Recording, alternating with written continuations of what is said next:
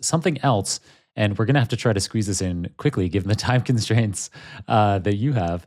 But something really fascinating that you've talked about that's very forward looking or seems very forward looking is the connection between AI and quantum computing. So, specifically, you've said that AI is the thread connecting all modern technologies and that quantum computing and Gen AI are two parts of the same story. Do you want to tell us more about that?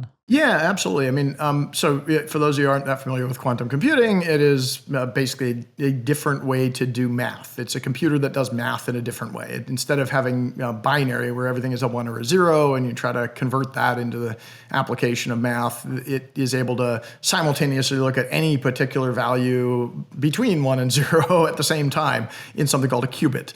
The qubit is the atomic unit as opposed to the bit. The bit can only be 1 or 0. A qubit can be any value between 1 and 0. It's really not even 1 and 0. It's any value. And the result of that is that if you have this system that can work in qubits, and each qubit can be almost any value, it allows you to, with a very limited number of qubits versus traditional systems, look at probability, basically look at almost every permutation of a particular answer simultaneously, where conventional computers will have to look at them one at a time. And so it turns out that breaks a bunch of math.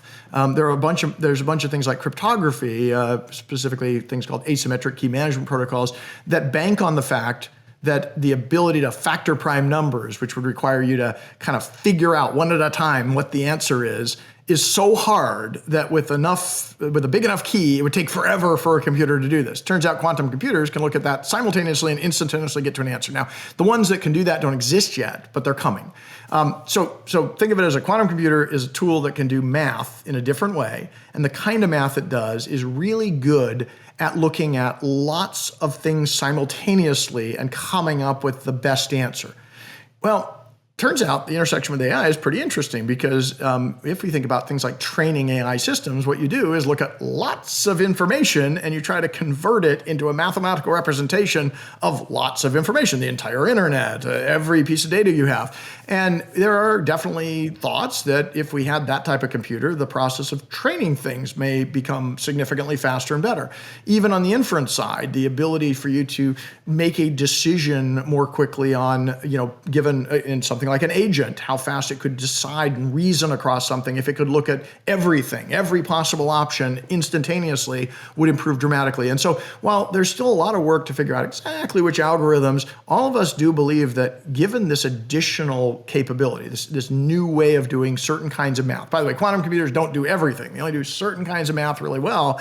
There are enough early indications and theories that say this would be incredibly disruptive. And what I've said is the day viable quantum computing is available at scale is a bigger disruption than the day that ChatGPT came out. Because whatever the state of the art is of AI at that moment in time will suddenly become 3, 4, 5 orders of magnitude faster and better.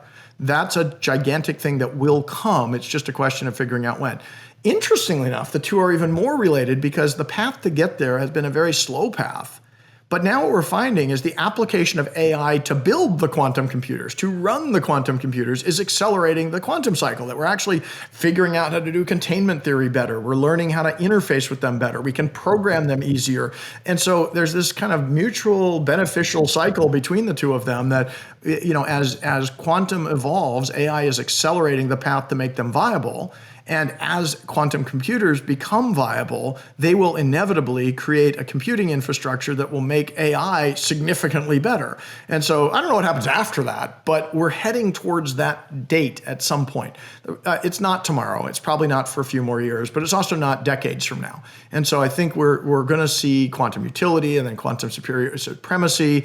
And one of the big impacts is it's absolutely going to touch and impact the way that AI works. And so I always tell people, the layperson doesn't have to worry about this quite yet. We in enterprise absolutely have to, and we have to pay attention to it, because imagine if you could replay November of a couple of years ago and you knew what was going to happen. You knew in advance that there was going to be this disruption in November and it was going to change everything. Well, I'm telling you right now, there's going to be a disruption in the future that's going to change everything. I can't tell you the exact date, but I can tell you to prepare for it because it's important and it's going to be another one of these quantum leaps forward, no pun intended.